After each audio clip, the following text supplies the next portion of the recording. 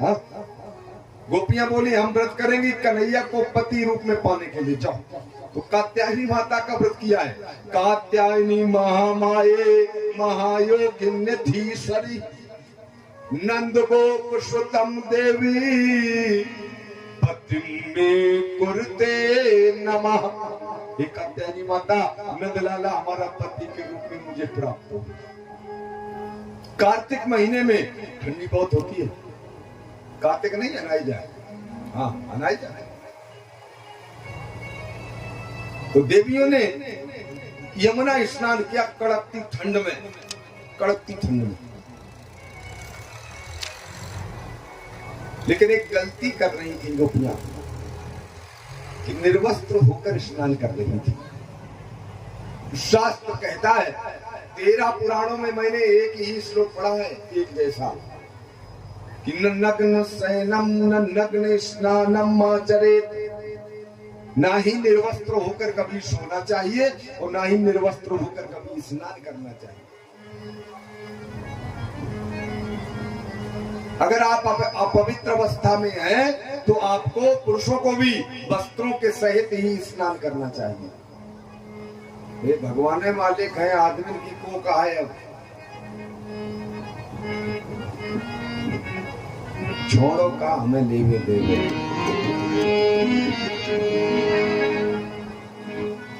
स्नान करना भी नहीं आता है हम लोगों के।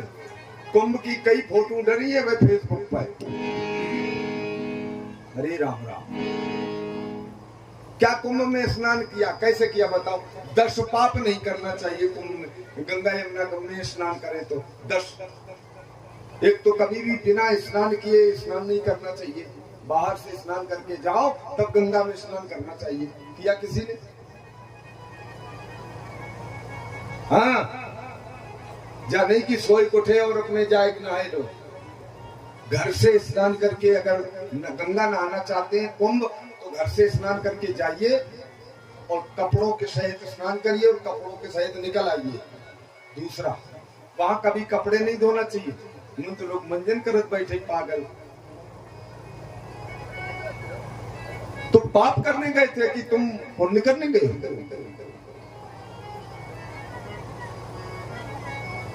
तुम नग्न शयनम नग्न स्नानम आचरेत। इन देवियों को तो कभी ऐसा नहीं करना चाहिए।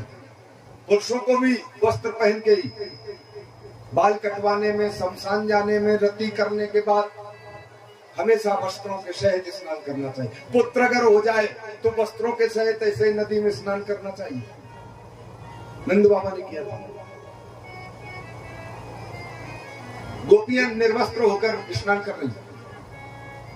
कन्हैया को बुरा लगा, बोले अगर मैंने रोका नहीं इनको ना तो ये प्रथा पड़ जाएगी। प्रथा तो जब जब कोई देवियां इस व्रत को करेंगी तो निर्वस्त्र होकर करेंगी।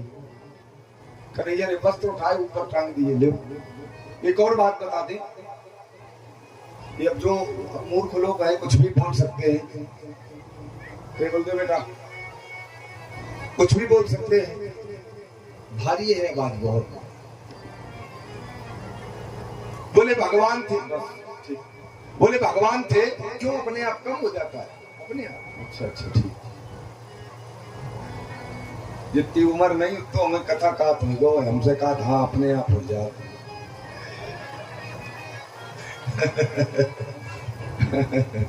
बन रही बालक एक स्वभाव।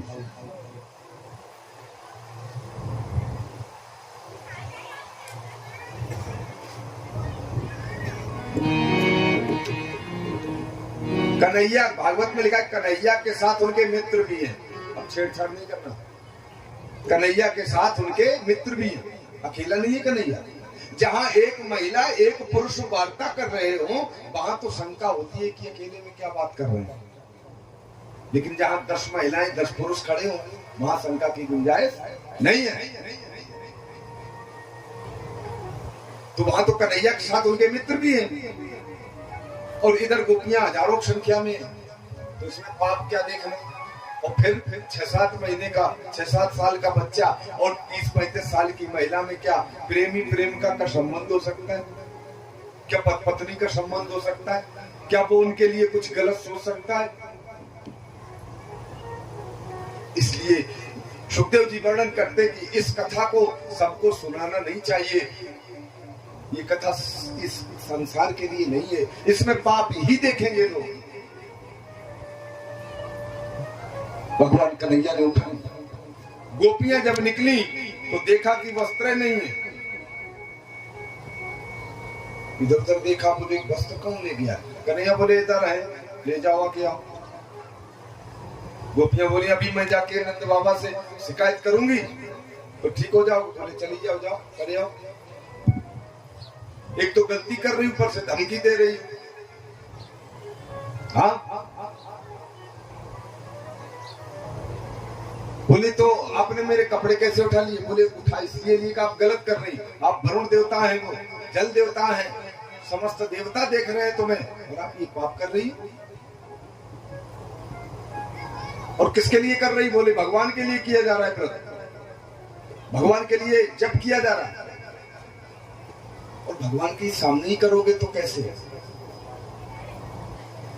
बोले कन्हैया हम तुम्हें पाने के लिए ये सब कर रही हैं। बोले अगर मुझे पाने के लिए कर रही पति रूप में तो निकल के आओ। पति और पत्नी में कैसा पर्दा, कैसा पर्दा? निर्विकार हो जाते हैं हम। अंगों में हाथ लगा के गोपियां बाहर निकली, कन्हैया ने निर्विकार कर दिया, सती कह दिया और कहा जाओ मैं रास महारास में प्रवेश दूंगा। बोलो भक्तवत्सल भगवान की जय हो। बहुत अंदर तक हम नहीं जाना चाह रहे थे उसमें, इसलिए जल्दी में हमने कथानक को बस इतना समझे कि इस कथा को संसार के लोगों को सुनाने के लिए नहीं है। गोपियों ने क्षमा मांगी और कहा गोविंद इस निर्विकार से मिलता है तो ध्यान छोड़ दो काया का, और साक्षात ब्रह्म का तब होता जब हट जाता पर्दा माया का। जब माया का पर्दा हट जाएगा तो ब्रह्म से साक्षात्कार होगा और निर्विकार शरीर का देह अभ्यास, शरीर का भान सब छूट जाएगा। परम हंसों में गोपियां यज्ञ पद्धतियों पे भगवान ने कृपा करी। इसके बाद और आज जब प्रातः कालीन